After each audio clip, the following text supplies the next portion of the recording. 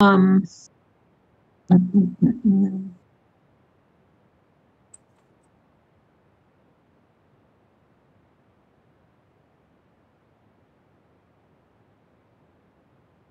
okay, I don't see Jared right now, but I'm going to call the meeting to order, and we'll be texting him while Jimmy reads the agenda, okay? So I'd like to call the meeting to order at 7:02 today, Tuesday, February 8th, and this is a virtual meeting of mayor and a council. So at this moment, let me see, we'll do the Pledge of Allegiance. Last time it was, I believe, was it Jimmy or Luke who led the Pledge of Allegiance? I think it was me. So Jimmy, you're up, and Jared has joined us. So Jimmy, can you lead the Pledge of Allegiance for us? I pledge of allegiance. United States of America. United States of America. Stands, One And to the republic for which it stands, one nation, liberty, and justice for all. Thank you so much. Can you now, Jimmy, do a run through of the agenda? Call to order. Review Yes. the agenda, announcements, public comment, presentation of Homestead Tax credit, final financial statements for June 30th, 2020, temporary old business, providing Ordinance 13-2021, providing a temporary amnesty for certain parking violations, ARPA discussion vote, new business resolution on hazard pay, ordinance on fiscal year 22 budget amendments, number 3, vote on approving of minutes, presentation on legislative meeting, work session meetings, minutes, adjournment. Okay, thank you so much. Just to add one thing, move it up a little bit, Melissa. Number 6 is the financial statement for 6/30/2020, also known as FY 2020 audit. I need to make sure this is in the record, and we're getting closer and closer to be right on point with the audit, so it's always a good news for that. Okay, Council, your vice mayor has done a run through of the agenda. Is there anything you need to delete or suggesting to add into this agenda? I'm seeing a no from Jared. Luke? Nope, I'm good. Jimmy? Fine. All right, the agenda has, so can you make a motion on the floor to approve the agenda as presented? So moved. Oh, seconded. It's been properly moved and second. Any objections? Abstentions? Hearing none, the agenda has been approved as presented. Okay, so moving on to item number 3, Mayor and Council members event announcements. We will go with ward number 1. Jimmy?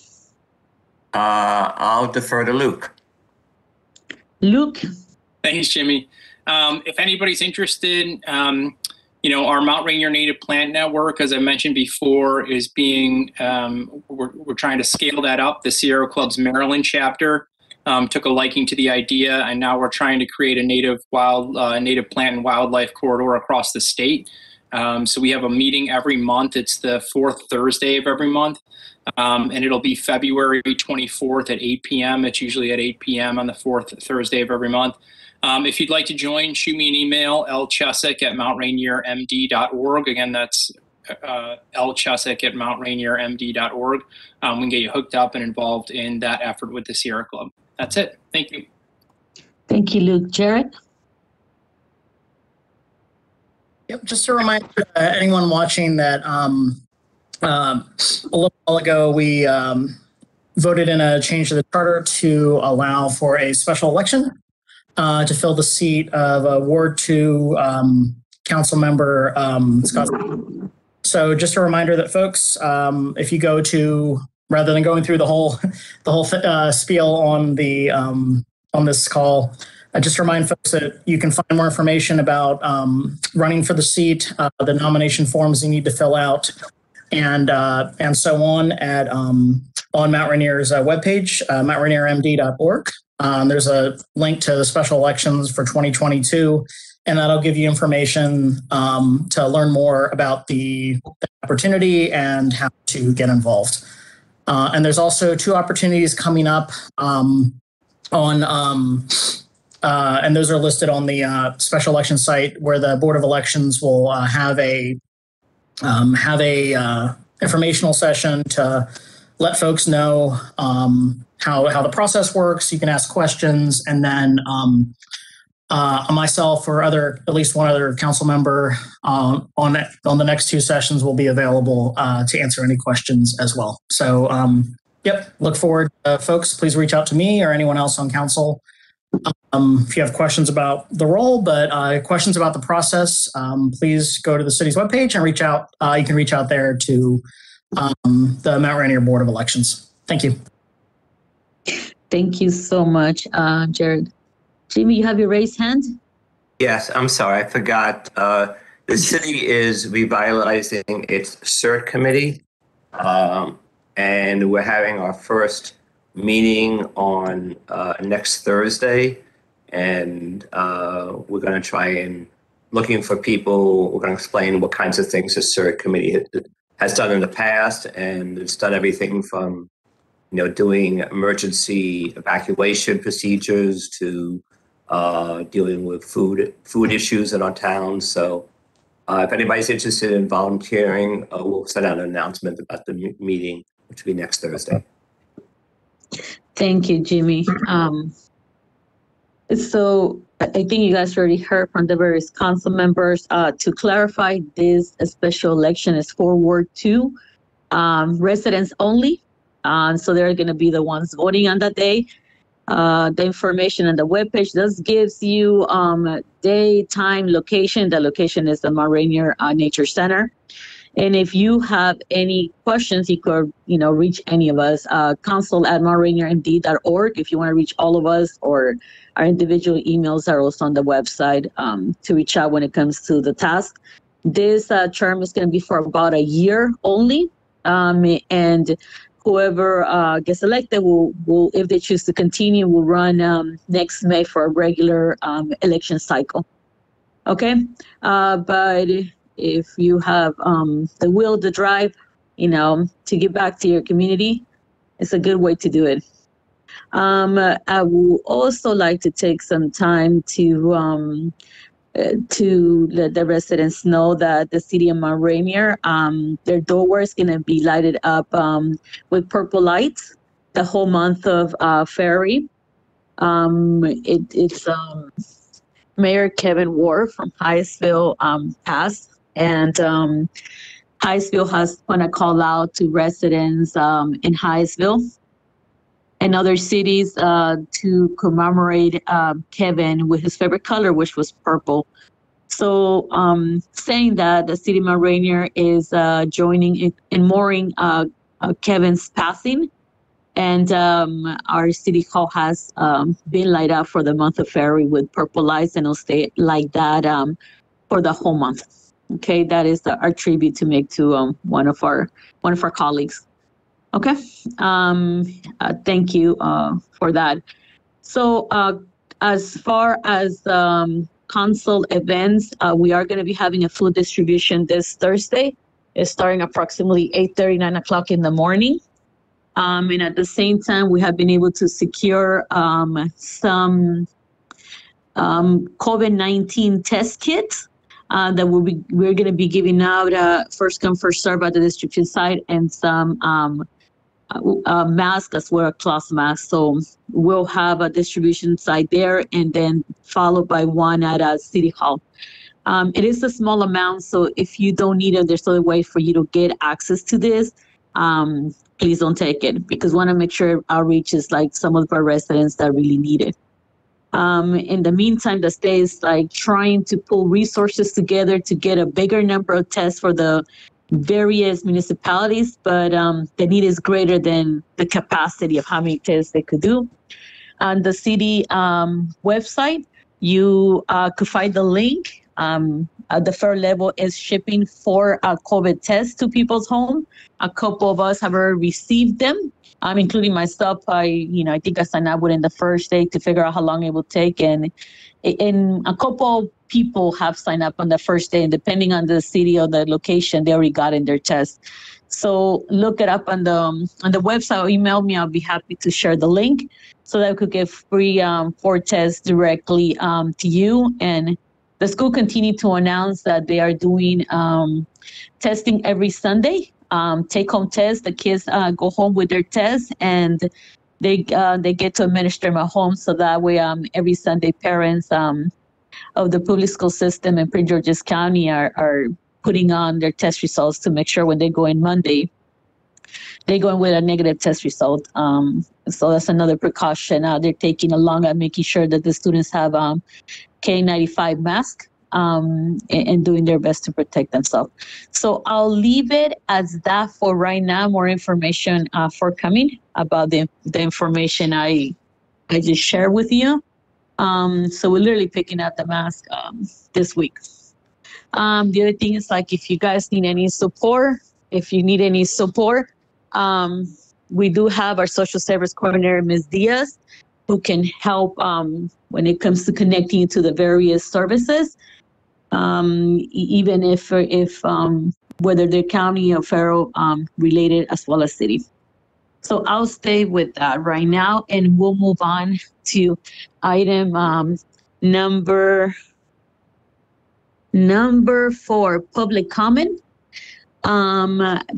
Members of the community that would like to speak have 3 minutes to speak on items that are not on the agenda. If a group collectively is here and speaks, it's 5 minutes, and the other speakers cede their time. So at this time, I will ask our clerk, Melissa, if there's anybody from the public that wishes to speak, a member of the community, if you do wish to speak, put your name on the chat so I could call upon you. If you're on Facebook and you need to make a comment, we could read the comment online. Okay, so Melissa, is there anybody there to speak when it comes to the public?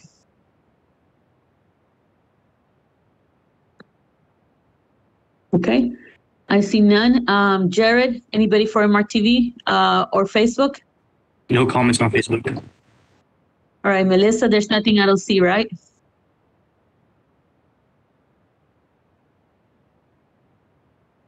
That will be a no. Okay, so we will move on from public comment, seeing that there's no one. And just a brief reminder, our next scheduled meeting, it is next Tuesday. It's a full pack agenda, so make sure you show up virtually. All right, so item number 5, presentation, the homestead credit. I have asked Jimmy, Councilmember Jimmy Tyrell, to put a presentation together to be able to inform our community about, I would like to say maybe 2 years ago. I worked with Brian Netler, and we sent out letters out to the community, informing them that they were in a list. There were about 300 names originally in the list. Now they've been cut down to about 200. But it's been a lot of work and effort of the city mailing those letters to let the residents know that they could potentially qualify for homestead and what it means. But I still feel that there's a lot of people that do not understand what it means and how it could benefit them. So Jimmy here is ready to explain what homestead is, how people could apply, and we are going to be mailing letters to the residents that are in the list that qualify, so that way they could get access to this credit. So Jimmy, the floor is yours. Mayor, before I do that, I just want to also thank you for doing a press release before acknowledging that this is Black History Month, and that the city acknowledged that. So thank you for doing that for the city. So just want to mention that. So I'm going to share, God, if I can. I can't see these things now. Is there a way to, oh, okay. Let me see what I want to share. Here it is. So the city has a lot of tax credits and let's see. Sorry about this. The important ones we have here is, more second, here we go.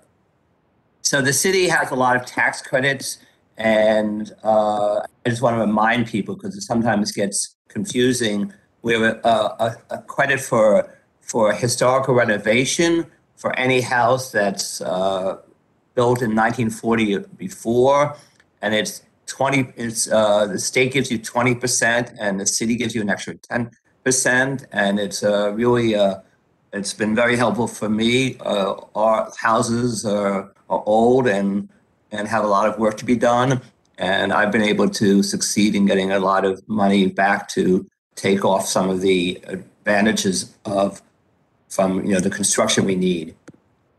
We also have a tax credit for seniors and military retirees, seniors who have lived in a house for over 40 years, who are over 65, and military retirees. We also have, I'm going to go back to homeowners tax credit, which is for families who have less than $60,000 of income. The state has a tax credit, and the city actually gives a 15% more tax credit.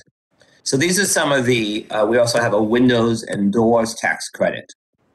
The one I'm going to talk about a little bit is the Homestead Tax credit, which is kind of very important because it enables us to not, when the appraisals are going up so much, that people who live here don't have to pay as much taxes.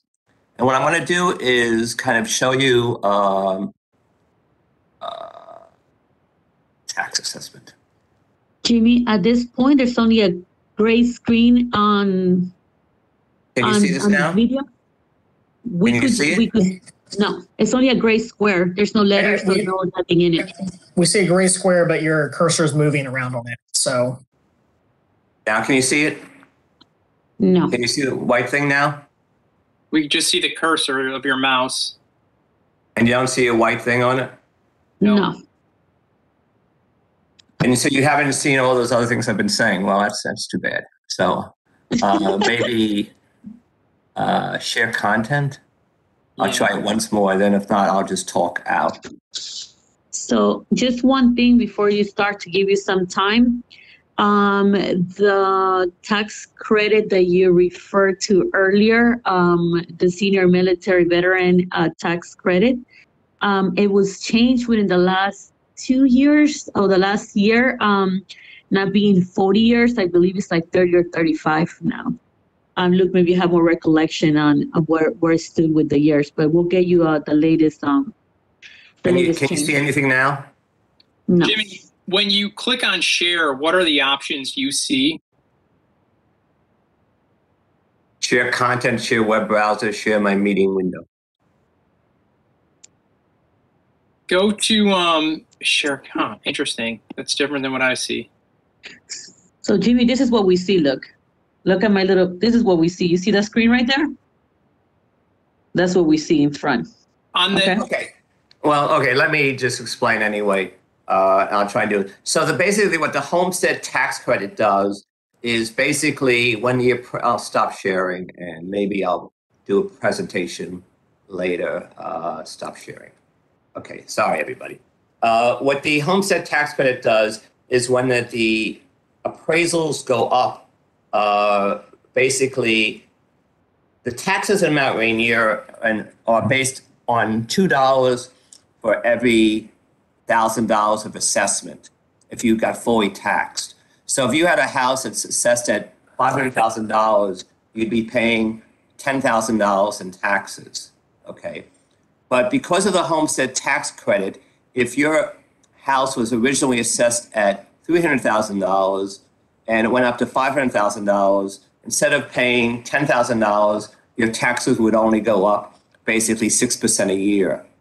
So my house is assessed at $415,000, and if I was paying the full tax credit, I'd be paying $808,000 in taxes. But because of the Homestead Tax credit, I'm only paying $6,000 in taxes. So this is very important for people to, especially when the assessments are going up so high, to make sure you file the homestead tax credit. You only have to file it once, and everybody has to file it once. The reason why people have to file it is because it's only for people who are residents and live in their house. And what happened a number of years ago, we found a lot of people who were vacant, not vacant, but absentee, or people who own properties in Mount Rainier and other places who didn't live there were getting the tax credit. So in 2007, the legislature made everybody reapply for the homestead tax credit, and also made everybody, all new people, apply for the credit. So it's a one-page application. I'll try and share once more and see if it works. Do you see anything now? Do you see a bunch of things or not? Oh, it's just like the regular screen at this point. Do you see anything now? Oh, now we do, Jimmy. Yep, now we got it. Okay. So can you see my tax assessment? Yes. Yep. Good. All right. So this is basically what people have gotten. This is the best way to explain it. My house, if you look, this was originally assessed 3 years ago at, and this is what it's assessed now at $415,000, and it's got reassessed at $457,000. So this is how much it will go increase. Because of the homestead tax credit, my full assessment won't go up that high. Let me just do one more here. The previous assessment, if you can see, was 300. Okay, that's the same thing. Now, my tax bill, and here's what I want to show you. Can everybody see my tax bill? Yes? Can people see that? Yeah, we could Yes, see we it. can, Jimmy. Okay. If you see, the tax bill is basically assessed at $415,000. And what it shows you the tax rates for every part of the city and the county and park and planning. And if you can see, basically, at this point, the Mount Rainier tax was 79 cents, or basically 79 cents for every $1,000. The county was 81.5 cents. Park and planning is 29 cents. If you add all those things up, you get to about $2 per $1,000. So if you looked at my assessed value, if I was paying the full taxes, I'd be paying basically $8,300. But if you look down at your tax bill, you'll see all these minuses. So what these minuses are is how much the homestead tax credit saves you. So for the county, I'm saving $1,800. On the town, I'm saving $670. State, $95. MNCPPC is park and planning, and I don't know what WSTC is. It's the it's WSSC. That's all the money I'm saving because of the homestead tax credit. So instead of, I'm saving actually $2,819. So instead of paying $8,300 in taxes, I'm only paying $61.16 in taxes. Still a lot, but it's not $8,000. So if people don't apply for the homestead tax credit, you won't get those negatives. You'll just be paying the full rate. So it's really important. Taxes are very high. A lot of people are complaining about it. We're going to I hope to maybe lower them some this spring. But the most important way people can do to save money is by filing the homestead tax credit. Because, for example, I'm saving, it looks like $2,800 by doing that each year. So over a period of 10 years, I've saved like $20,000. So, and what was disturbing is we found over 200 people in Mount Rainier who haven't filed for the homestead tax credit. Now, you can easily check whether you've filed or not by going to just typing in real property search in Maryland, and you can get, let me just do it, real property search. And you see this sheet, you can actually type in your county, your street, continue.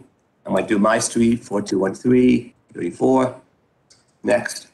And you actually shows myself and Jody and how much our assessment is. Also shows, you know, how much the previous owner, how much we bought it for, $200,000. We were the first ones to break the $200,000 level in Mount Rainier. And at the bottom, it actually shows you whether you've filed a homestead tax credit. Let me just do it again. So ours was approved in 2010, and the homeowner's tax credit we're not eligible for because you have to actually have an income of less than $60,000 and assets less than $200,000. So the homestead tax credit is very important, and we just hope everybody apply. I don't know if anybody has any questions about this stuff. I mean, I'd be glad to do a workshop on it too, since I became somewhat of an expert on it. But unfortunately, new owners are probably, when you buy a house, it gets reset at the assessment of when you bought the house. So a lot of people are finding, you know, that the previous assessment was $300,000, and they're buying a house now for $450,000, $500,000, but the assessment has jumped up. Any questions from anybody? So one more thing to add, Jimmy, is like if you're a new homeowner, you have to wait a whole year before you qualify to be able to apply. So this list, we're going to try to keep it updated as much as we can so that we know who are the new people that are joining the list.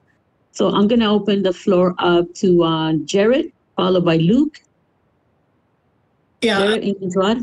Jimmy, I think I just wanted to thank you for kind of very clearly and succinctly articulating this and sharing your own tax bill. I wanted to just agree with your suggestion. I think it'd be great to have a session, particularly one that we record. I have walked several of my residents in Ward 2, especially new ones, through this process and how it works, and it is pretty confusing, and I kind of find myself like writing similar versions of the same email or walking them through on the phone. And I think it might be great to have like sort of a video tutorial or something they could follow, because it really is a meaningful savings. I mean, even if you just moved here, once you do this, you're hedging against, you're able to, prevent some of the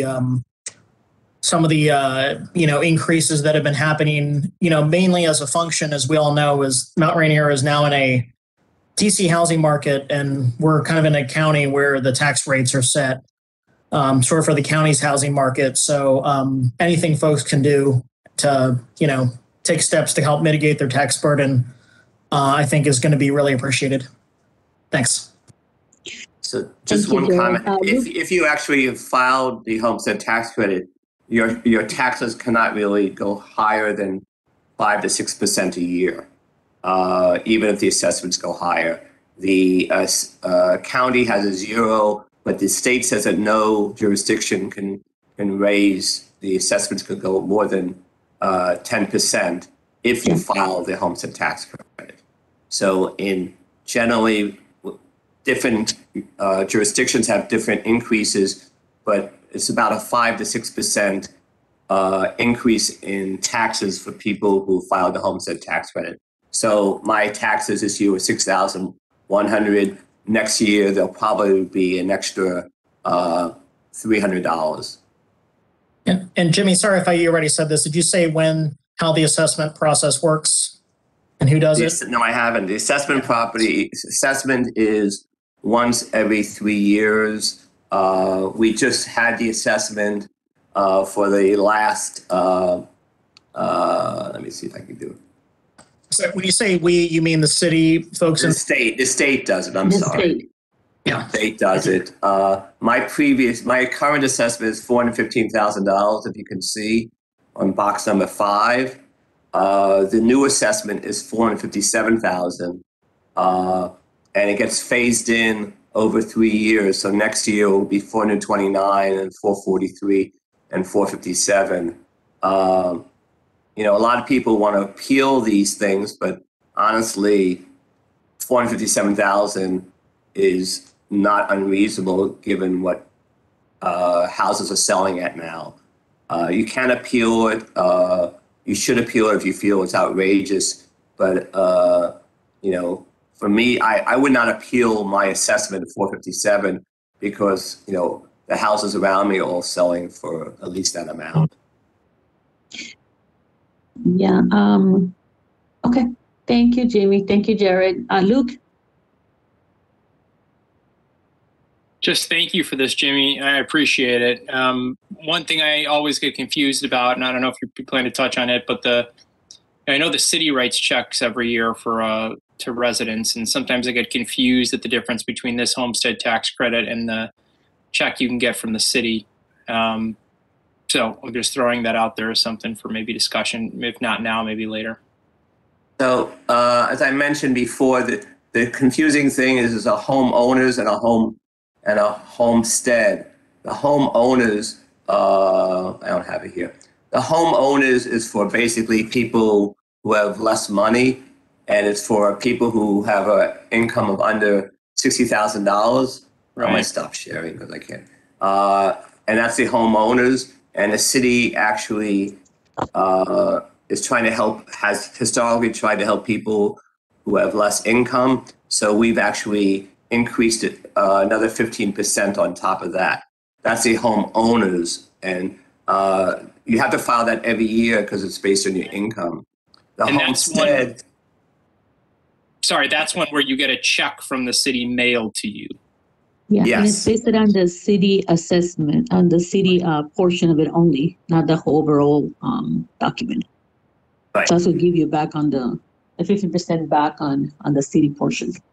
So only, not that, I mean, only people, that's income based. The Right. homestead tax credit is not income based. It's based, anybody who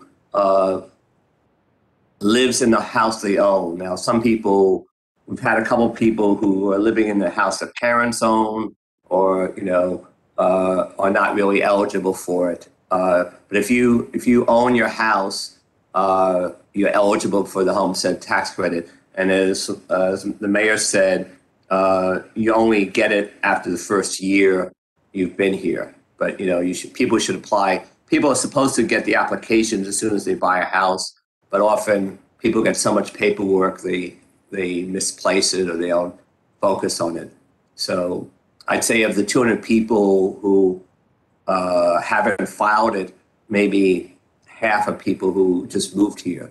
But I have a woman on the list who's been here for 20 years, and it just, you know, makes me almost cry because, you know, her house is now 3 times more what she originally bought it at, and her assessments, you know, are $500,000. And if she filed the homestead tax credit, she'd only be paying probably on like $250,000 or $300,000. Right. So even if she does it now, all right, I'll stop. Yeah, right. But in the homestead tax credit, you only have to apply online once through the county. Yes. Not through the county, to the state. The state, right? Yeah, just once. Yeah, and you can do it online, right? Thanks. Yeah. Oh, yeah. So the letter that's going to be sent out is going to be for the 200 residents. The other thing is like you have to be living, that needs to be your primary home. If you're renting a home but you don't live there, that's not qualified. I think that needs to be very up there. You've heard Jared. I know I've helped with some of it. Jimmy has as well, and Luke has as well. So if you need help trying to fill this form, we can help you. The letter is also going to have a paper version of the application and the link to the online version. Once you fill it out, it's not very hard to fill out.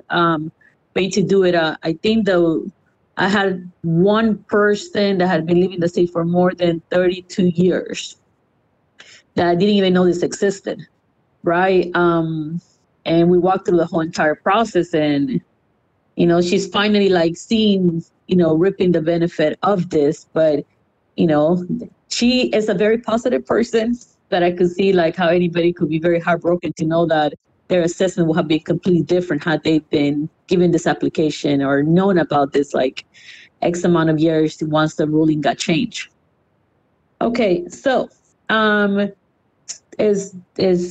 if nobody has any questions, I will definitely like to say, Jimmy, thank you so much for putting this together. All these links could be found in mountrainiermd.org as well under tax credits. This one and all the other tax credits that the city offers as well.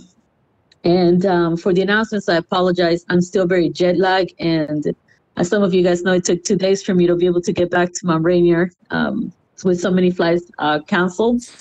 But we were able to last week on February 1st kick off. I was able to create a proclamation and raise the Pan-African flag as Live for Voice and Sing played. The flag was also raised by 2 of our veterans. So it was very honorable to have them there. And a proclamation was proclaiming February National Black History Month. And from there on, every February, this will take place. So we have continued to work on making sure we continue to involve the various facets of our community, and representation does matter. That flag out there in the poll does matters. It takes a stand as a city of who we are and what we value. So thank you for that reminder, Jamie. And I'll try to pull together. It's like 3 hours behind, so you can only imagine, right? I had a very early morning so this is like I feel like it's 27 hours in the day for today. It's a little too long. All right. So Jimmy, thank you so much. These letters are going to be going out next week. Please, Jimmy, can you tell us what the deadline is for submitting it in order for them to enter for this upcoming tax year? I mean, there's no deadline as long as the taxes go out in August. So I would, I don't think by July 1st, I would think. Okay. So basically submit it tonight if you can. If not, as soon as you get the letter, but try to get through. And if you have a question, whether you have it or not, reach your council member, and you can reach me as well, and we'll be able to help. All right. So moving on to a very exciting FY 2020 financial statement. We are going to cede the floor to Mr. Kamali, City Manager, to give us a presentation. This will mean that FY 2020 audit has been completed, and we're getting closer to being practically on track.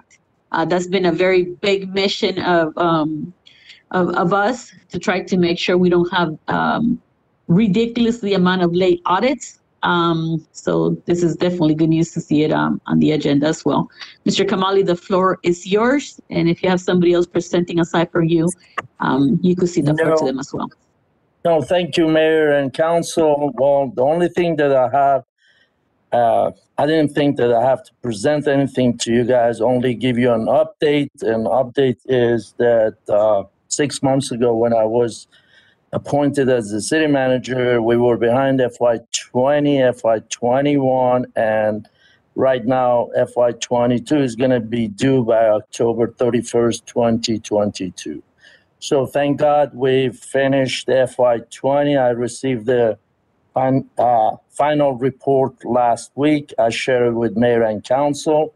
We are waiting for the auditors to send us the hard copies, and simultaneously we're working on FY21, and the objective is to finish FY21 in next few months and start working on FY22 to meet the deadline, as you mentioned it, which is October 31st, 2022. So hopefully for next year, our goal is to stay on the right track.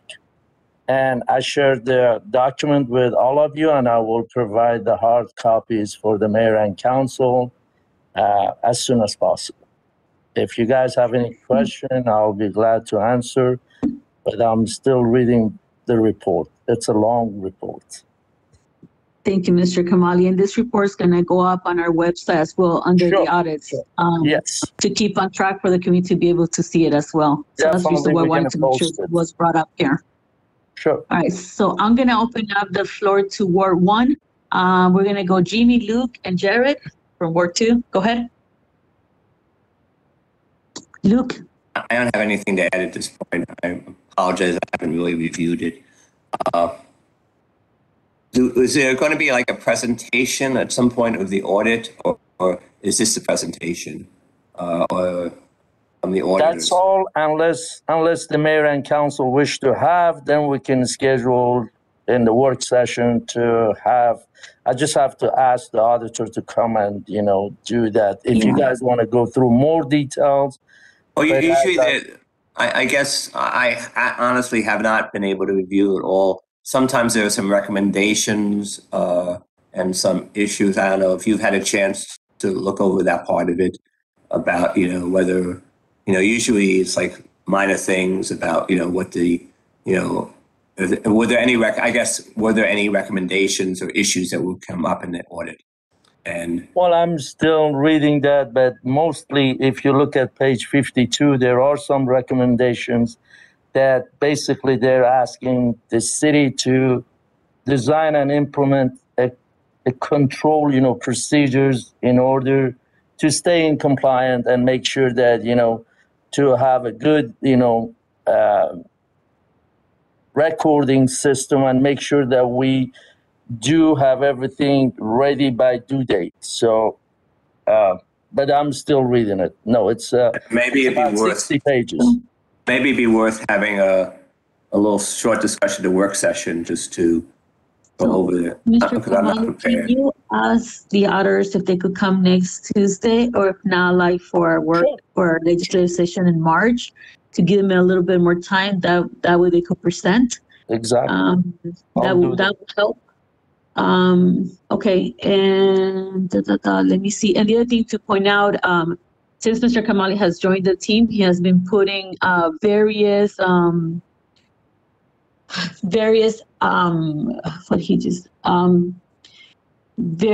controls on, even ahead of like this report, to make sure we're already taking care of some work. So I have seen that in the finance department as well. So some of the stuff that their address Mr. Kamali is already working on, even prior, to make sure we're able to take care of that for the next audit.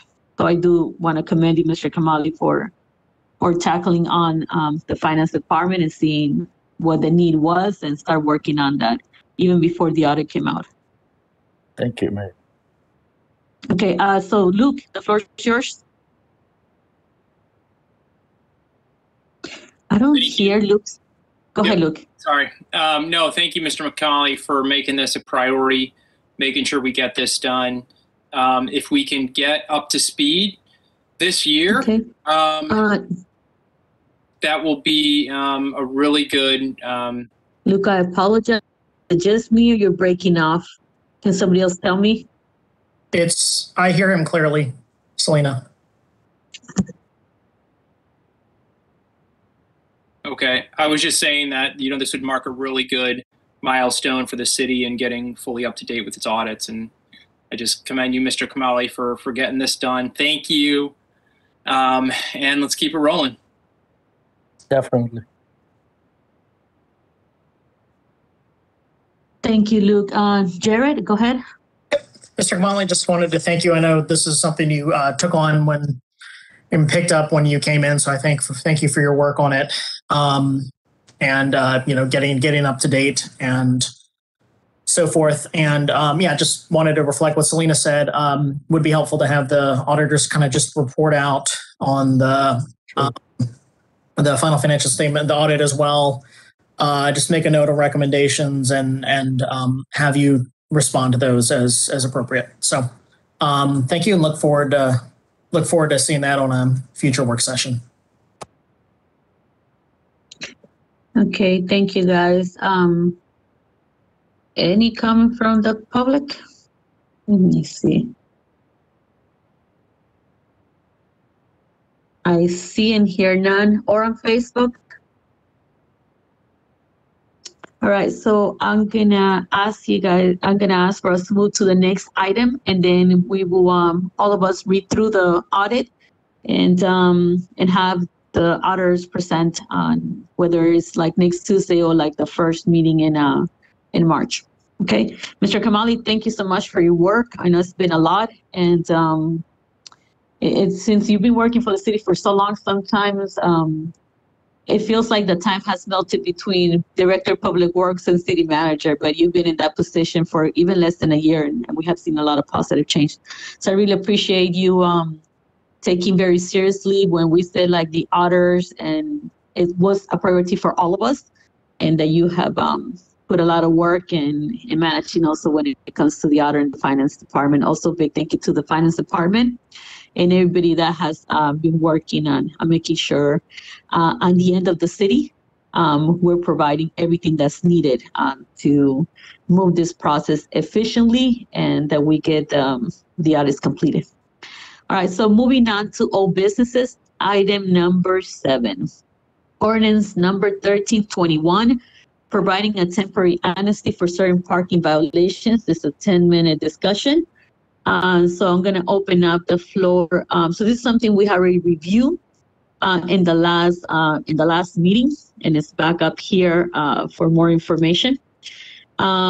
Chief, I'm opening the floor up. Can you present on this item? Anything else we need to know about the resolution? What was changed, added, or where we stand?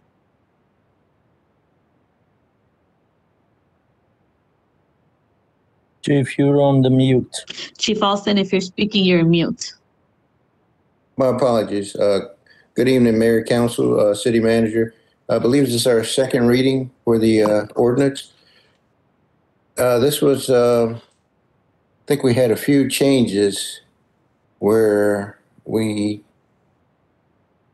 extended our date for the amnesty until April 30th, 2022. So if this is passes, it'll begin right after it passes and go into April 30th, 2022. And it'll allow for any motorists who owe parking violations to pay just the original fee. So any penalties or fines will be waived during this period. Okay, thank you, Chief. I'm going to open up the floor to the council members. I'll start with you, Jared. No additional comments on this. I'm, again, fully in support of this as stated in previous meetings. Thanks. Thank you, Jared. Jimmy? No comment. I mean, sounds good. Luke? No, I think this sounds good. I think that's the right time. The economy is doing well. I know a lot of people are still suffering though. And I'm hopeful that, we can get from a pandemic to an endemic at some point, especially once the vaccine gets approved for younger children. So I think we're doing this in the right time frame, going to April 30th. And then we can sort of get back to business. Thank you.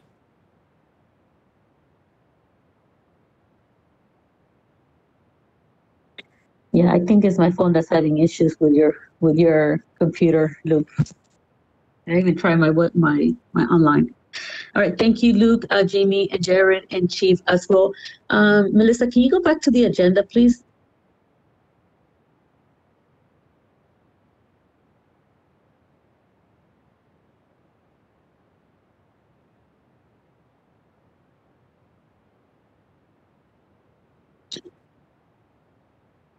Okay. This is a second reading, and it reads second reading and adoption of the ordinance. So this item is up for vote. Okay. So I need to make it a little bit clear. I move go ahead. I move that we adopt ordinance number 13/2021. Thank you, Luke. It's probably been moved. Any seconds? Seconded. It's been properly moved and second. Any objections? Abstentions? Hearing no, this item passes unanimously. Okay, so Mr. Kamali, on your end, if your team could publicize the amnesty information out for our residents and send an email blast and do all the communication needed, so that way residents are aware this is taking place. It definitely will help. Okay. Yes, Mayor. Thank you. Will do. Will do. Thank you, Chief. Thank you also, Mr. Kamali. And it's 100% the right time to do this. Okay, moving on to item number 8, ARPA discussion and vote. This is our 9th meeting discussing ARPA. I have asked city clerk and city manager to start numbering down so that way the community is aware that we have been doing this in every single meeting since we have been doing this. So it is important for them to know it's been a long process, it's been a transparent process, and also a process where they have been able to comment with the various updates that we give. And basically at this point, I've asked Mr. Kamali his team to just add ARPA discussion and vote, ARPA discussion and or vote to every single agenda. So that way we keep updating on the progress of the things that we've done. And at the same time, if we need to vote something in, it's also there. And that way there's also like a track record of how long this been gone for discussion. Okay, so I am gonna, Luke, I am gonna like cede the floor to you when it comes to like leading us in this discussion. Okay, thank you, Mayor. Can everybody see my screen? Yes. Okay, great. Yes. Great. So this is the latest sort of project plan we have updated here. And we made some additional updates here. So I'm going to run through everything again that we've allocated. And then at the end, you'll see how much we've already approved and how much is left over. And then Mayor, I'll turn it back over to you to see if there's any discussion. I have one item that I want to put forward for a vote, but I can save that for the end for folks. So I'm going to go through again, just for residents. There's a key up here. Anything in orange are things that we were waiting to hear back from the consultant on. Anything in green is we've already voted to approve those items. Anything in blue is there was consensus reached, but no vote has been held. So I don't think we have anything in blue. And I think we may not have anything left in orange anymore. I think what you'll see here are items that are green, so items we voted to approve. And then what you'll see are items that have no highlight, meaning we haven't taken any action on. There's still ideas on the table. Many of them are ideas from residents. So the first item, the first spending category that we're going to talk about is stormwater management. There are 2 projects that were approved here. The 33rd and Perry project. That project is, the cost of that project is incorporated into the 3,300 blocks of Rhode Island and Perry Street cost estimate that's down in government services. So you'll see that later, but that's sort of subsumed into that cost. The 31st and Perry Street project, the estimated cost there was $609,000 that the mayor and council has approved.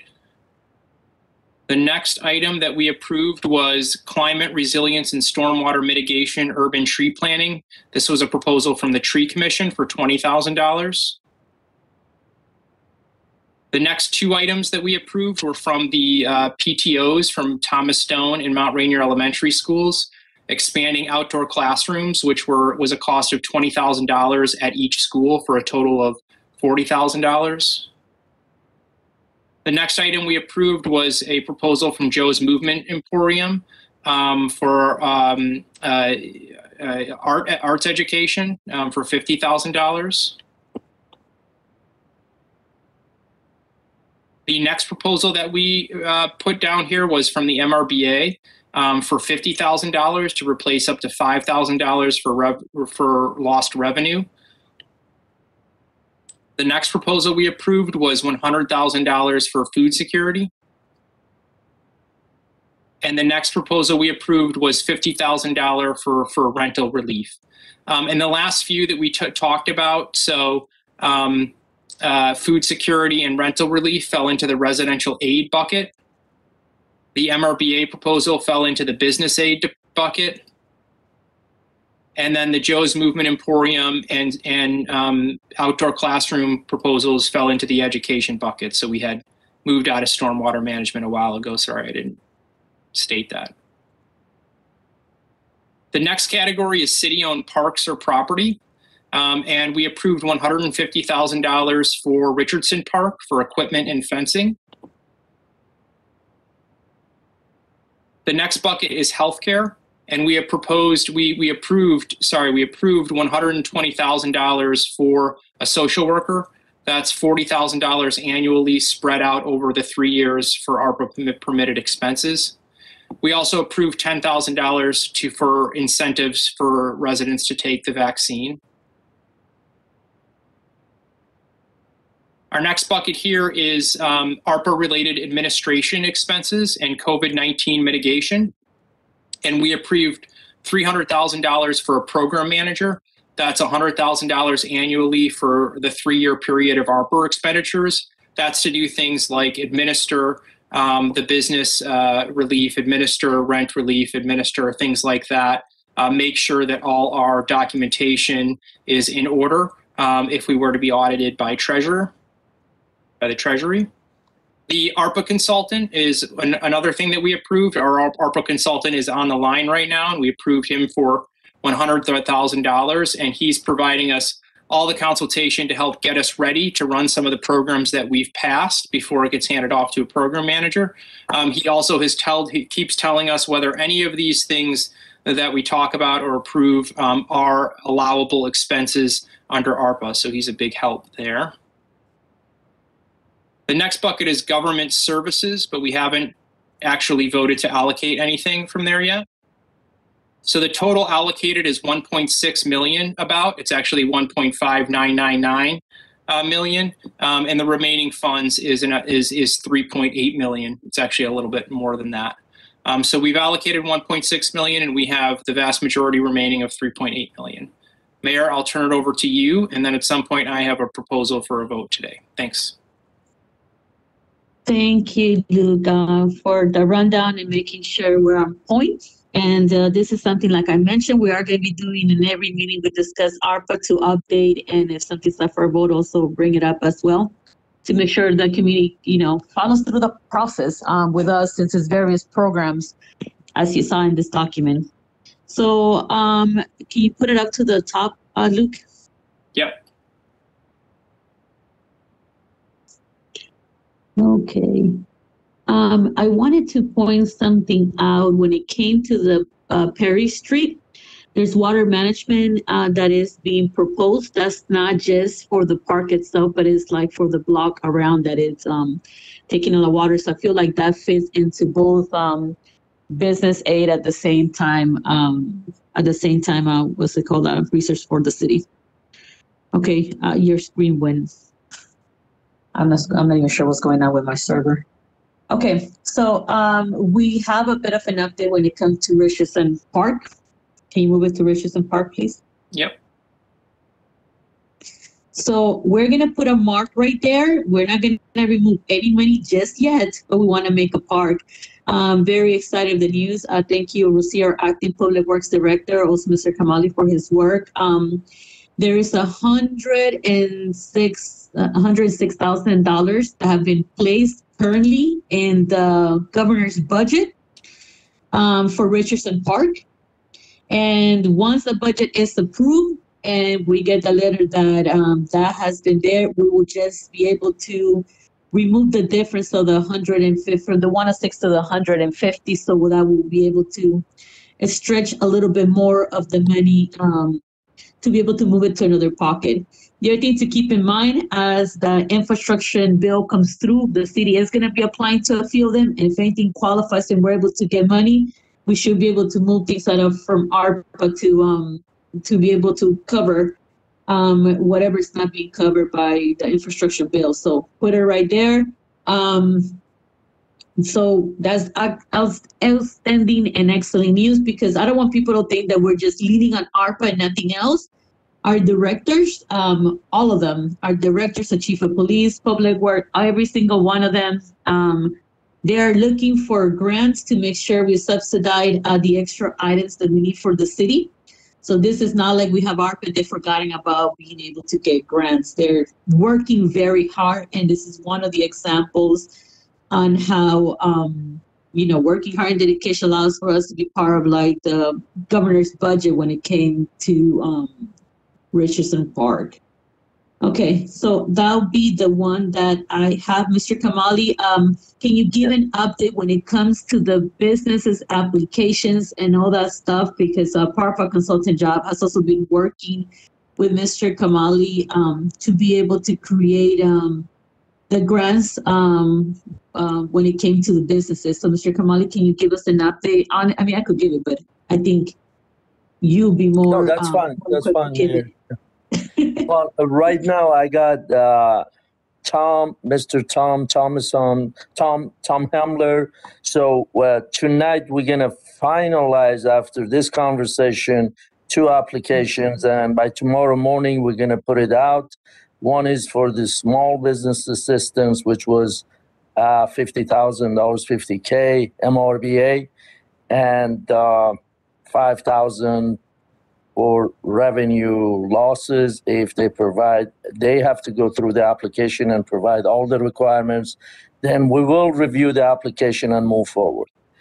And so by tonight, everything will be finalized. If mayor and council have more comments, because as you know that over the weekend, we had some comments from the council members, and we want to make sure that we can finalize it tonight, 2 applications. Thank you. And the applications are, the one Mr. Kamali is referring to is aid for our businesses, our Mount Rainier business. So you have to be a Mount Rainier business. The application details what are the qualifications for you to be able to apply. And you could receive up to $5,000 to replace lost revenue. The application is to be submitted once it's out. If you're applying as a business, to be submitted to Mr. Kamali. I want to be very clear, this is not run by MRBA, and it's not funded by MRBA. It is funded through the ARPA funding, and the application is to be turned in to Mr. Kamali, and the applications list when it needs to be turned in, the deadlines, as well as where to turn it in. Exactly. Okay. So that is an update. We are moving. That's like that part is practically completed for us to start putting it out and letting the business also know. Mr. Kamali and the whole entire team did a walkthrough through the city more than once already, right, to get all the different businesses. So they have established a closer connection with the business that I've seen like in years. So that way they could directly get the information from the city.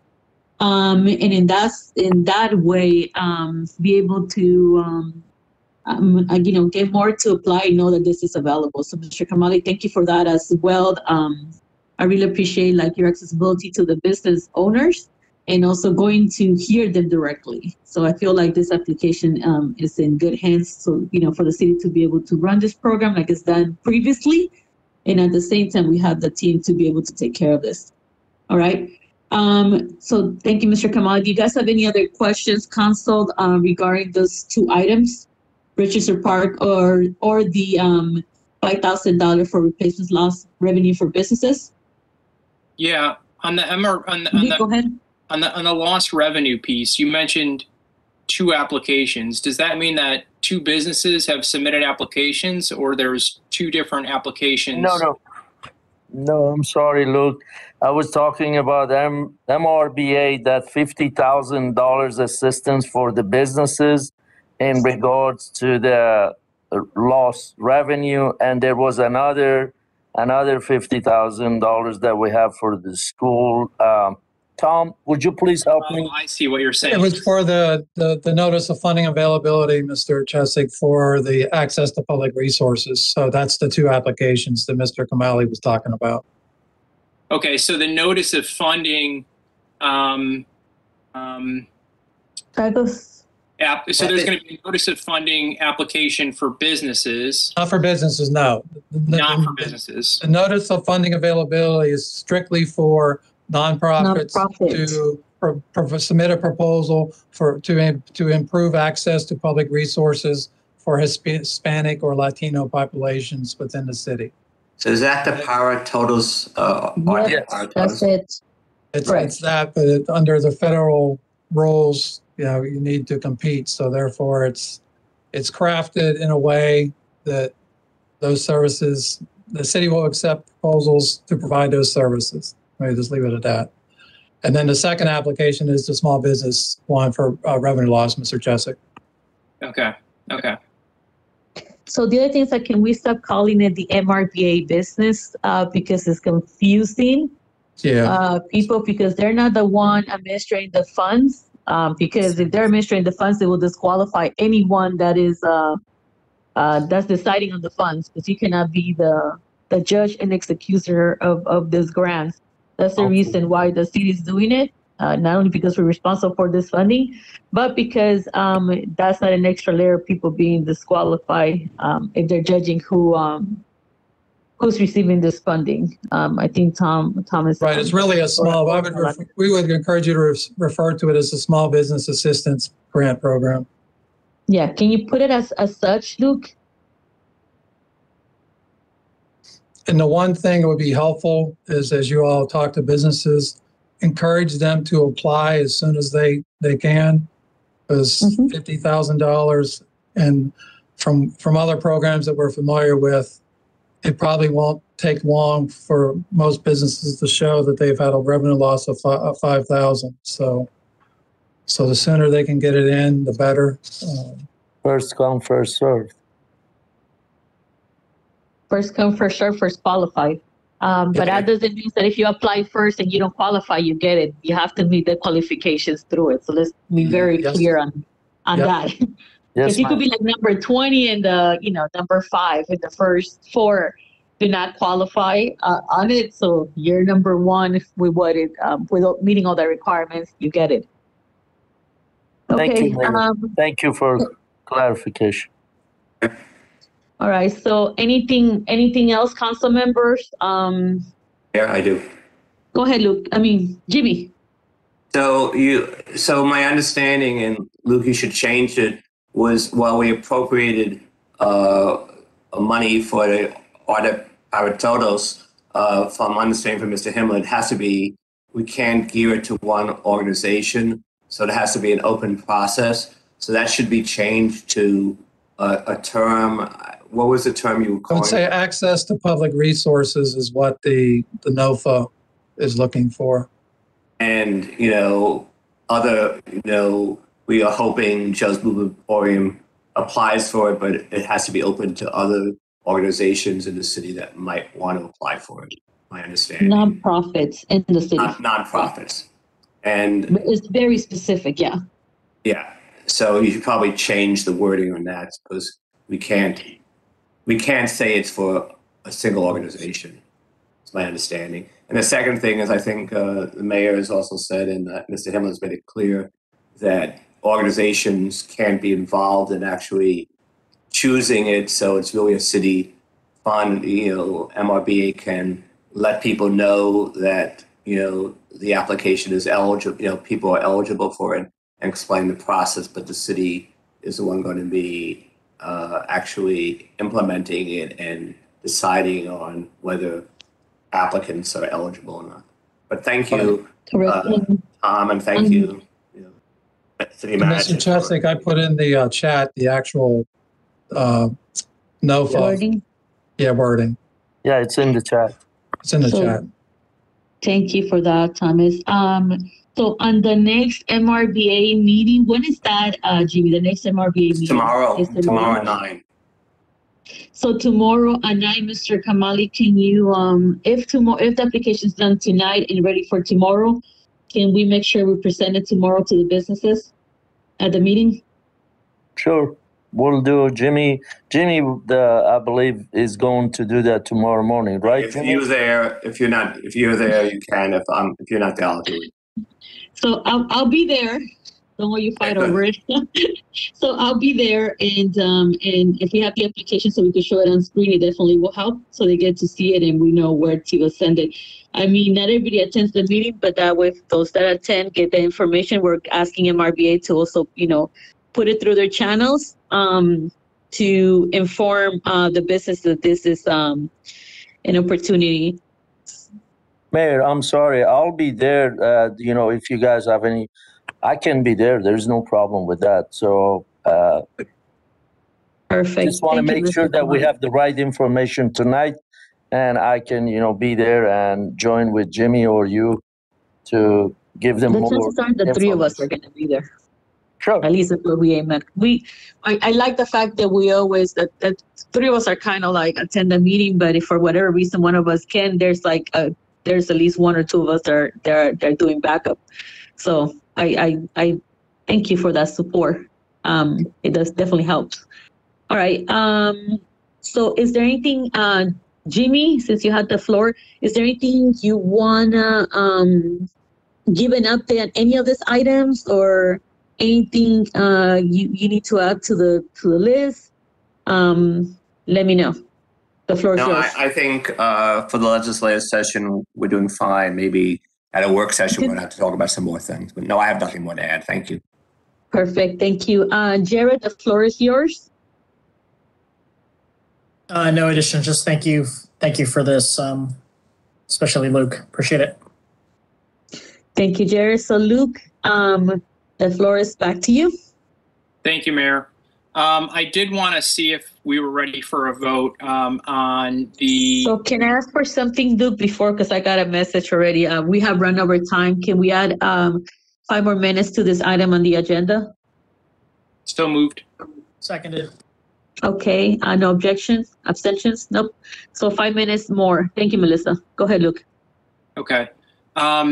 So I think so we have this new category of government services that can be used for a lot. And we had a presentation from LID and EcoSite at our last work session on the redesign of the 3,300 blocks of Perry Street, of Rhode Island Avenue, and it includes Memorial Park. And as the mayor touched on earlier, a big part of those designs were the stormwater fixes for the residents there at 33rd and Perry, running an inlet to the storm drains that are currently clogged there. And another a new inlet, I should say, or pipe to a new inlet. And also fixing the stormwater issues that the businesses are suffering there. And so that was a big part of this. So we were good with that plan moving forward to permitting.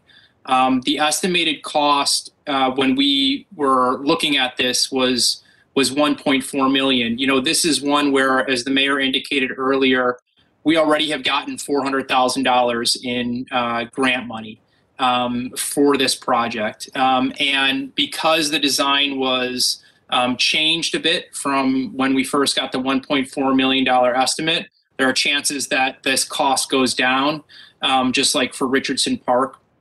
But that being said, I think it's really important, since we're going to move forward towards permitting for this project, that we have the money set aside for when that construction does happen. And so I think because we seem to be good with the design, it fixes the stormwater issues we've already talked about fixing for Perry Street at 33rd. I think it would be really good to approve this funding because it is a lot of money. It would be $1 million. And the reason why I say that is, we're going to go out with this business fund. As Mr. Himmler commented on, that money's probably going to go fast. As the mayor's commented on regarding food security, that money has gone fast. There are still needs from the community. And so people could be coming back asking for more, and they're going to need more, and we're going to want to give them more.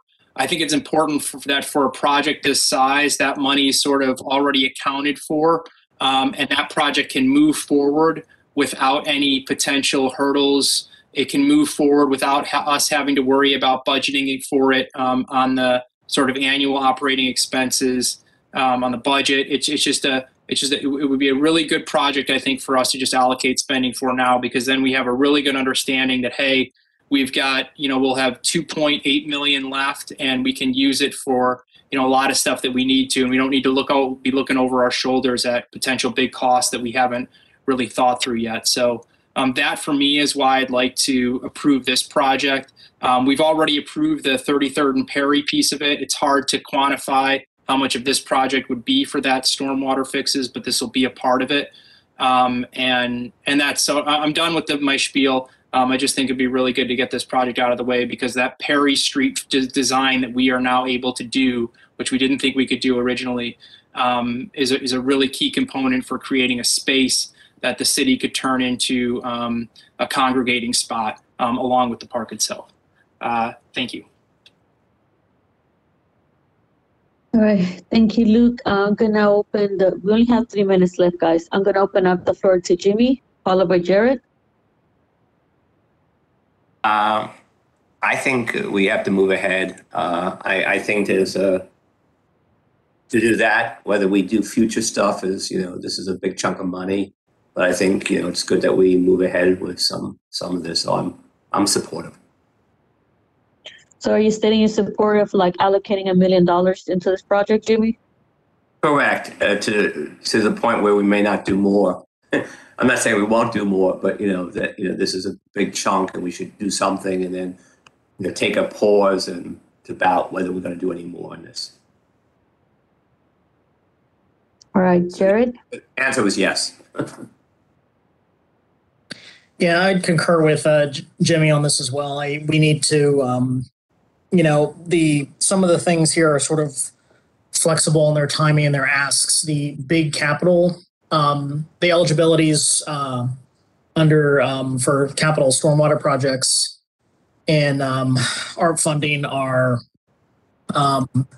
there, but the timing for projects like this is a much longer timeline. So I think, given the bounds on timing and expenditure of those funds, we do need to kind of get something of this size, for example, started earlier. So I'm in full support. I do kind of want to know what Luke said, and also Jimmy and others have reflected, as well as me before, that we may, hopefully this is the last wave of pandemic, we may have some asks coming afterwards, depending on what relief, what pandemic waves occur after this, and what relief is potentially needed from the city's resources. So I do agree on kind of taking a pause on big commitments after this, but fully in support.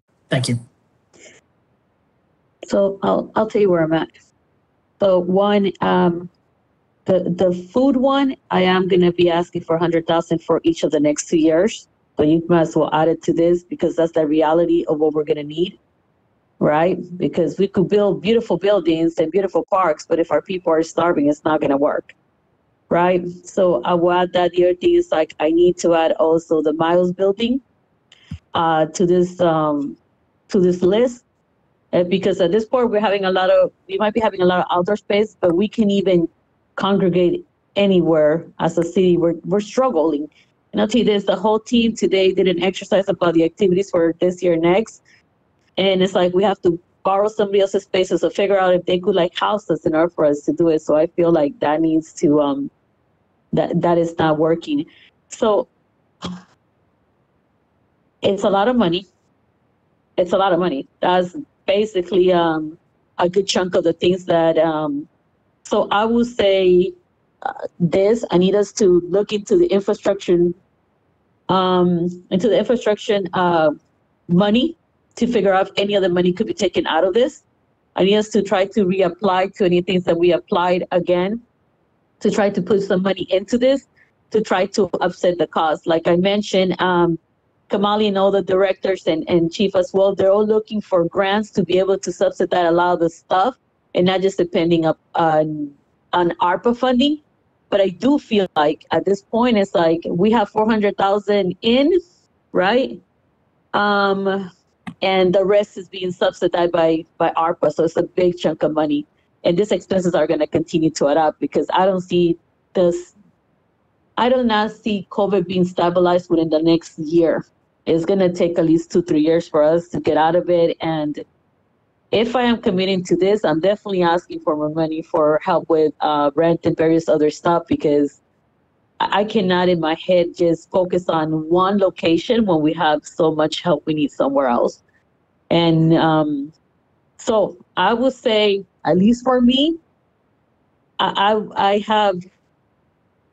could move forward with it. However, I still think we need to apply to other grants and other outsources to be able to bring this cost down and not just put it on ARPA, because it's a big, it's a lot. I mean, we only got half of the money. We got 2.5-ish, 2.7, and you're basically telling me we're wiping off 1 million on just this part of the project, and we haven't even gotten to halfway through the way to get the second half of the money. So, Luke, let me ask you a question. It's either to you or Mr. Kamali. What is the phase projection when it comes to Memorial Park? So the projection we received from LID before they had redesigned it was 1.4 million. So I don't know how much it's changed and how much the cost estimate we got was they were kind of looking ahead to the potential for the redesign. That's where the cost estimate we have from them on a spreadsheet is. Mr. Kamali, I don't know if there's anything else you want to add, but that allows us to do the whole thing. It's done. It's over with. There's no future costs you have to worry about. But are you thinking about doing this in phases, like phase 1, 2, 3, or just like all of it done by this year? It wouldn't start. The construction wouldn't start until a year from now. But yeah, the idea would be you'd get it all done as quickly as you can. So I don't know how you phase that out. I'm sure that's how the contractor has to work on that, and Mr. Kamali can jump in. But the idea would just be get it done. It's over with. It's out. You don't have to worry about future outlays for this. Well, also, go ahead, Mr. Kamali. No, I'm sorry. I just want to, echo Luke's point. Also, we have to understand that right now we are at the final design, and then we go for the permit. Is going to take another year, as Luke said. So hopefully next summer, and then ARPA deadline is 24. So we want to make sure that that project needs to be completed before the deadline. And it's, it'll be cheaper for the city to go one time, not to phase it out. And I believe, we can get it done, hopefully. And then the construction time is going to be another year. So by the time we finish, we're almost right there at the due date for completing all of this project by 24. Okay, so I will say the reason why I ask is because I want to know how much time we have in between now and to be able to apply to other grants to fulfill some of the things that we need, right? So that we could subsidize some of this cost to bring it down. Because the reality is like 1 million for a park is a lot, right? And that's the reason why I want to make sure in my head, it's not just for the park, it's for the water storm management. I mean, it's horrible right there, right? It's a lot of functions, not just for a park. But I want to make sure we're also looking into infrastructure bills and everything else, because we also need to start looking into putting funding for our streets that a lot of them are in big disarray. And we need to cover that. So at least for me, I would say let's put it on. We could, you already have the votes, but in my end, let's put it on there, but still look for any other grants opportunities that could potentially subsidize some of this $1 million. Okay, just like we did with Richardson Park, it was here, but at the same time we were applying somewhere else to make sure we got some of the costs down, and we managed to do that. Now it's like, I think there's less than 50,000 in comparison to 150.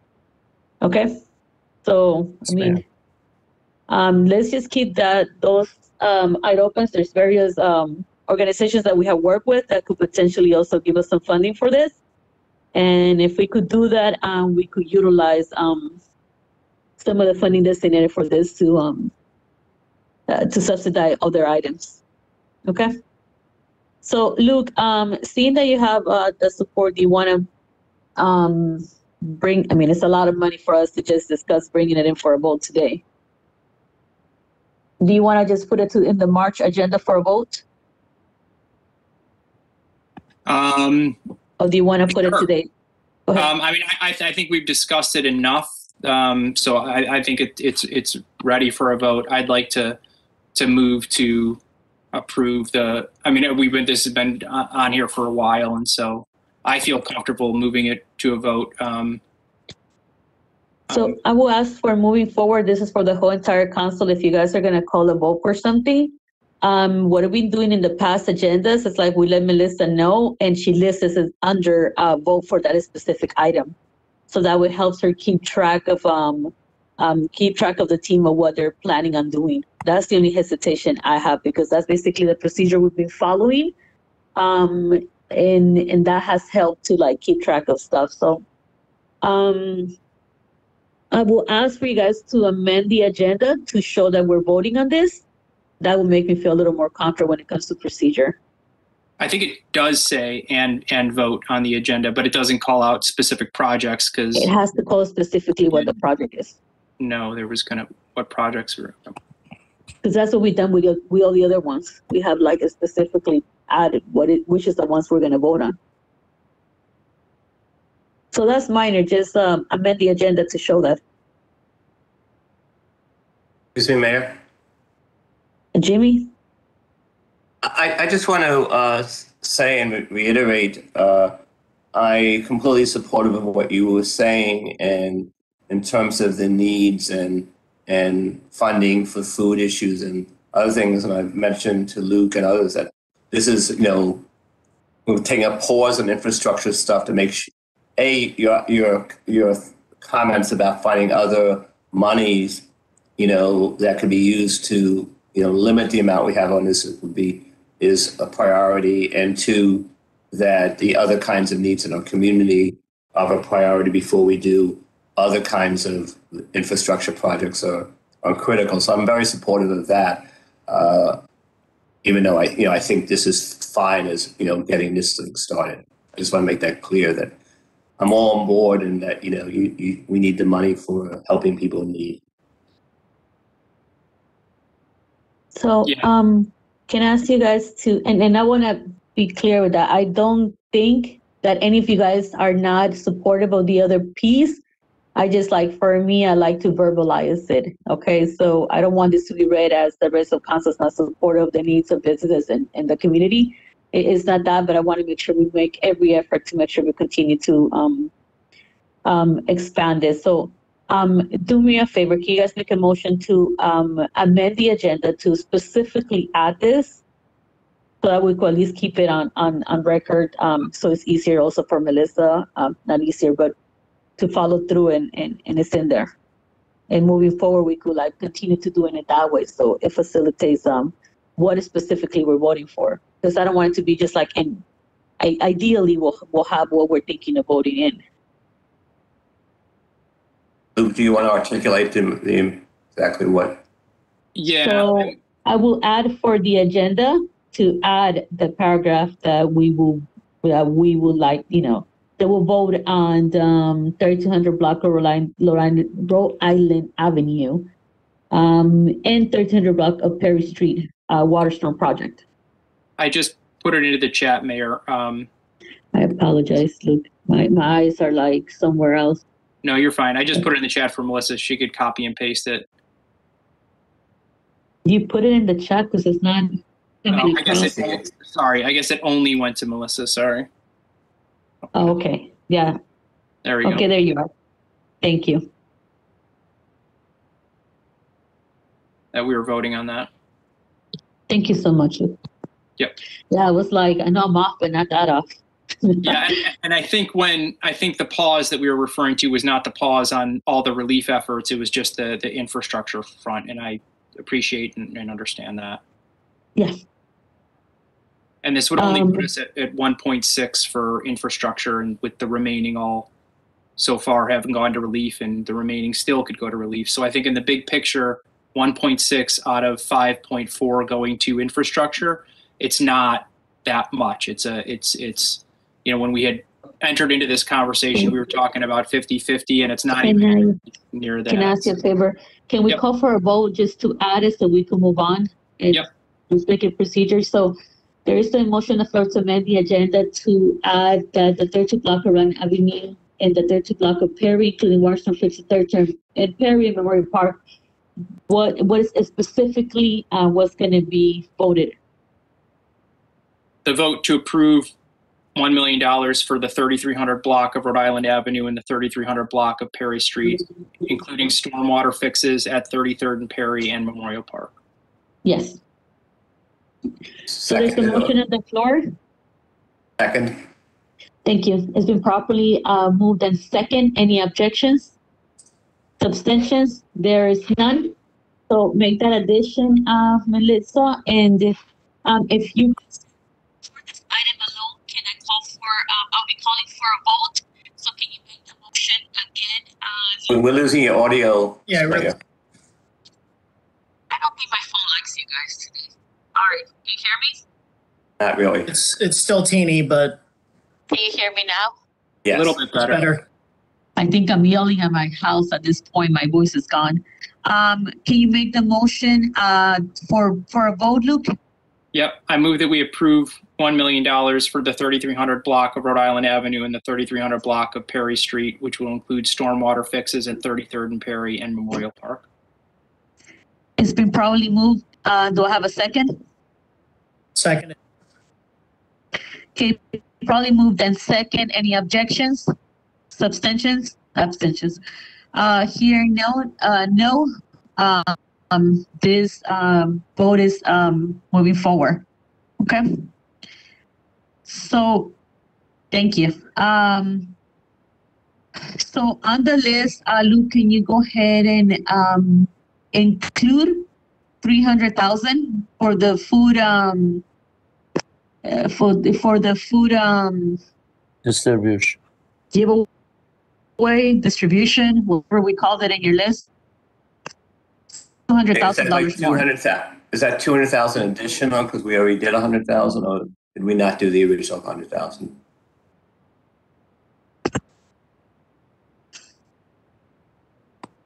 So would you like it 300,000 total or 400,000 total?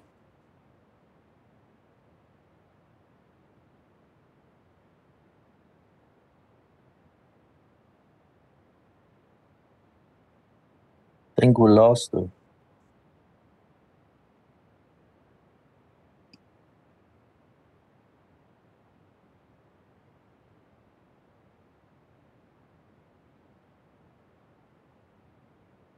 Mayor?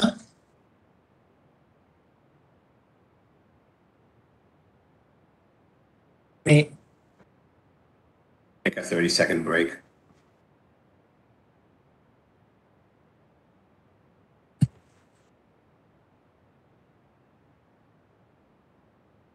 Just send her a note that we can't hear her. Okay.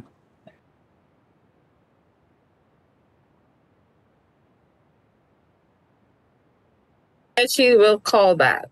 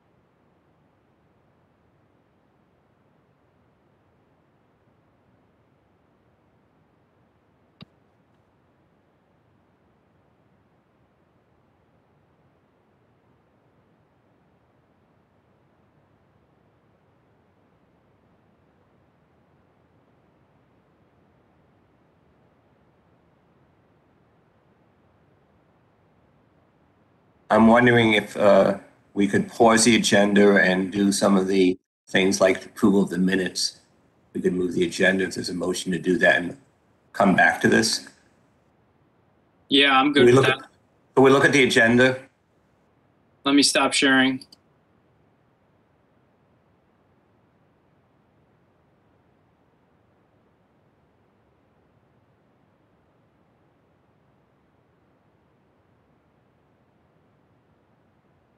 So could we at least go to number 11, possibly? If there's a motion to amend the, I'm the vice mayor, right?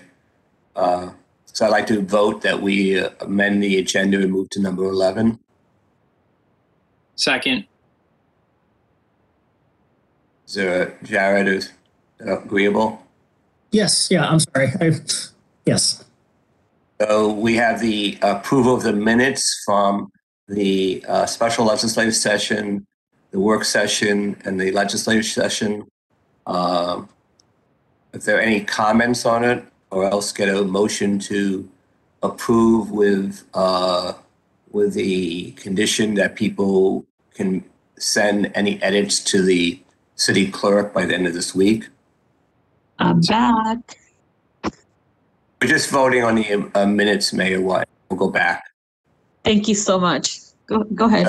So there's a motion just to approve that. There's a motion seconded.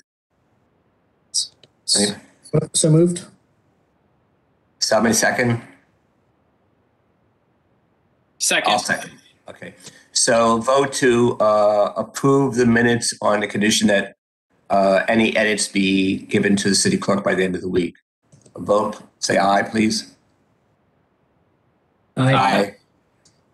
All right, Mayor, back to you. Going back to, you back, Mayor, you there? I'm back. Can you Okay, hear so me? let's go back to the Article 8 and the question we had with you was the, when you left, was the $300,000 included the money that this year and 2 additional years? That's what we're talking about. Is that correct? My apology. I had a whole conversation with you guys, but you guys couldn't hear me. It'll be an addition of 200,000 to total up to 300,000. So we're going to amend do we need to amend the agenda to include that? We could do it, yeah. If not, we could move it to March. I'm fine with that. I just want to make sure it's noted in the agenda, and then we'll move it for a vote on March agenda. And Okay. the other thing I want to add, yeah, so that way it's enough time. I mean, we discussed it to add it since the first time I brought it up. And the other thing I'm adding, it's the Myers building.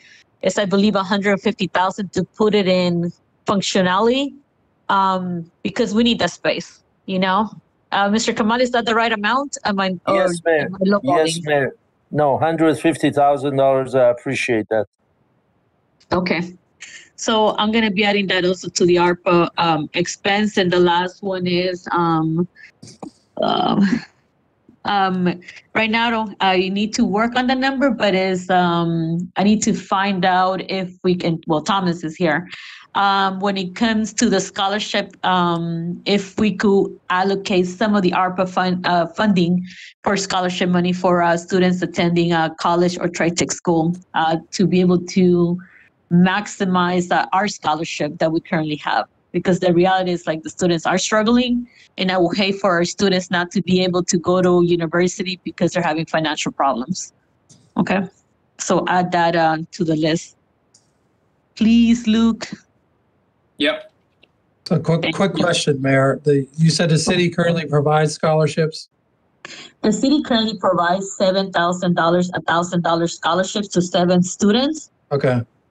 No, the reason why I asked is that's helpful because it can fall under government services if it's things that you typically have done. So yeah, so we've been having it this will be the 4th year.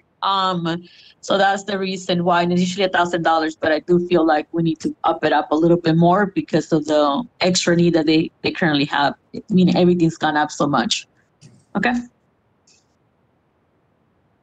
All right, so those are at least mine for right now. How much was the scholarship? The scholarship will be $7,000 for each of the next 3 years. So it'll be 7, 14, 21,000.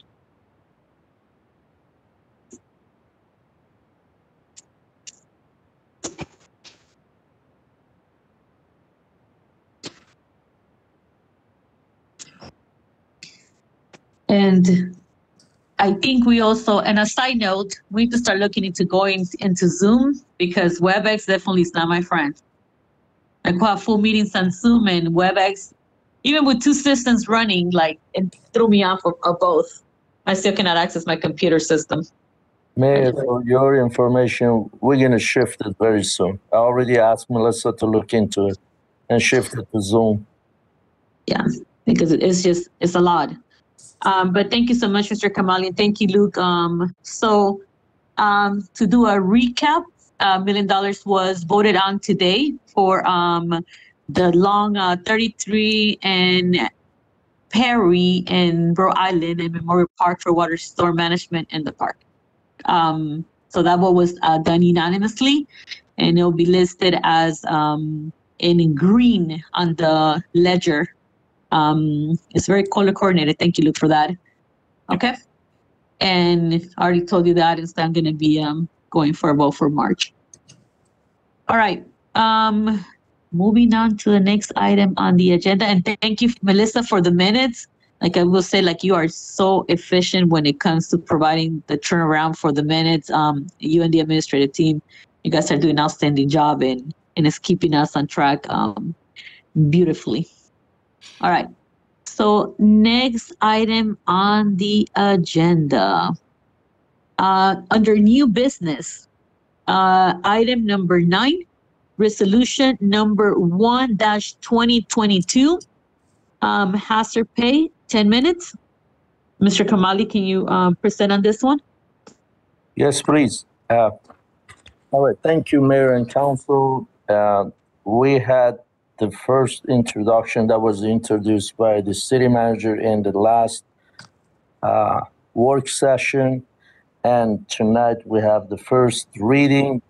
And do you want me to read it or just, point out the main objective of this resolution that we're trying to, by using the ARPA money to have some hazard pay for the employees that worked during September 1st, 2020 to April 30th, 21, which includes the police department, public works, and code compliance. And it's a total of 35 weeks. And I have already shared the information with Mayor and Council. The cost is going to be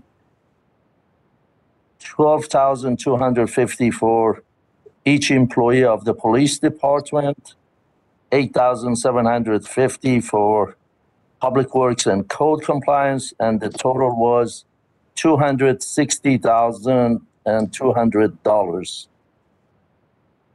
All right. This hazard pay for this time.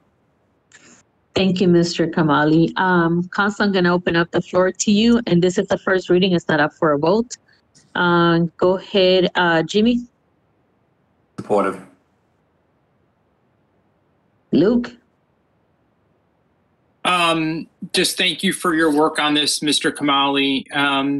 What's your opinion of how the employees feel about this? Are they aware of this potentially coming? Are they sort of thinking it will happen? Are they sort of what's the feel you have of employees? Are there employees who aren't included in these departments who are going to be upset? I don't know. I don't know if I'm just sort of wondering what the morale is around this issue. No, I appreciate that, Luke. That's very important. Everybody's so excited because last time that the hazard pay was not completed, that's another issue that we're going to discuss later. But they are so excited because they put their life on the line and they were here full-time. Police department are so excited. They already asked me 2 months ago for this hazard pay because some other cities and towns are doing it, the same thing. And also public works employee and code compliance are very thankful to Mayor and Council. And basically, no, I haven't heard any complaint. Everybody just keep asking me when we're going to get it. Okay, thank you. Sure. Thank you, Mr. Kamali. So Luke, that covers your questions and I went through you guys. Okay, perfect. So this is the first reading. There's one where it says now therefore let it be resolved. The adoption of this resolution put a space between this and resolution. So this is thank you. So this is the way the hazardous pay works. We do a resolution for the periods, and this is what we have in front of us. All right. I think you answered all the questions that Luke had. They were pretty similar to mine. So thank you, Mr. Kamali. And let's move on to the next item. Mayor, I'm sorry. I think Council Member Jared was not. I am so sorry, Jared. Go ahead if I didn't call upon you. Thank you, Mr. Kamali. Yes. Someone was keeping me in mind. No comments. Thank you. I apologize. Yeah, Sorry, it's fine. Usually I have both the phone and the laptop, so I could see you guys as I'm reading the agenda in bigger screen. But yeah, WebEx is just giving me too many problems. My apologies, Jared. So you're gonna go first on the next round. All right. So ordinance number 1-2022. Guys, is the ordinance 1-2022 FY22 budget amendment number 3. Can you pull it up on the screen, please? So, Mr. Kamali, walk us through this budget amendment. Sure. Thank you, Mayor. As we know, that special election is up, so and unfortunately, that the cost of the election was not projected because we didn't know what was going on. So we need to have to amend the budget and make sure that we have enough fund to be able to provide the fund and go through the special election. So I am proposing to move $5,000 from line item 5,000, which is the regular pay, to the new line item, which is listed in the budget book as 5109 election costs, a total of $5,000. To be clear, this is not taking money away from the staff. This is like for positions that now have been filled, correct? Exactly. No, we do have some unfilled positions, so that's why I want to make sure that we can get it from that line item. All right, it would not have any impact on anybody's salaries. Thank you, Mr. Kamali, for that clarification. Jared, you have the floor first. No, thanks. Thank you for clarifying that. That was, I didn't think we were obviously taking money away from staff for this, but I appreciate your explanation and clarity on what's happening here. So obviously, something we voted to, important, fully in support. Thank you, Jared. Jimmy, then Luke. I'm supportive. Luke. Support. Thank you. Thank you, guys. So this is the first reading on this item, Mr. Kamali? Yes, that's the first reading, and we're going to have it hopefully for the next one, unless the mayor and council, because the election is up, want to consider it as emergency fund. I mean, the elections like in May, yeah, we could approve this in March. I mean, there's not, I mean, what are they, is there anything that they're... There are some expenses, Mayor, that we need to spend some money. So I do appreciate that.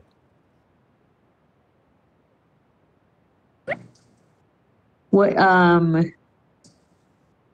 so this cannot wait 2 weeks? That's what you're telling me? The 14 No, days? that's fine. I'm sorry. March is okay. No, Mayor. Because it is the budget amendment, and I'd rather not suspend a rule for $5,000. The election day is on April 25th, so we want to make sure that we got everything squared away. Yeah. Appreciate So I think usually, like, especially for budget amendment, there's a minimum time that we have to spend, because you are literally moving money from one part of the budget to the other. So I'd rather we vote in March, right? In the next 2 weeks. And if we need to for next one in 7 days, it's probably more preferable than today.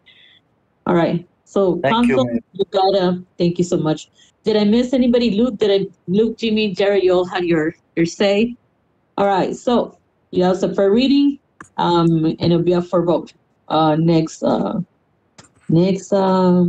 legislative session. All right, presentation on July 13, 2021 and August 24, 2021, special legislative meeting of January 18, 2022, and work session. Melissa, this one's yours. Go ahead.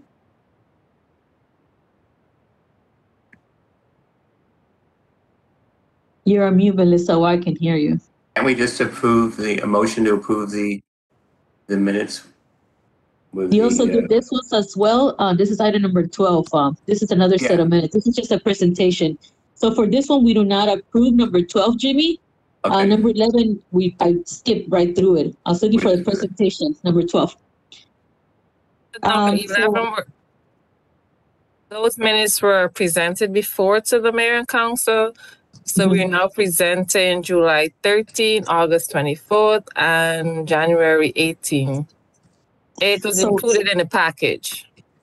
Thank you so much, Melissa. Yeah, guys. So this is not for vote tonight, but they're going to be up. Melissa's going to put them up for our March legislative meeting for us to vote on them. So technically, you have from here to March to give her any feedback on those minutes as well, so that way they could go up for vote on the first Tuesday in March. I think it's March 1st. Okay. So thank you, Melissa. Like I said, you have been on point when it comes to the minutes. Very efficient and helps because we can always go back and review them. All right. So Mayor and Council, and staff, we have reached number 13 on the agenda, adjournment. Do I have a motion to adjourn? Seconded. Don't go you trip on trying to adjourn this meeting. Since you properly move and second, any objections, abstentions? Hearing none, this meeting is coming to an end at 8:53 p.m.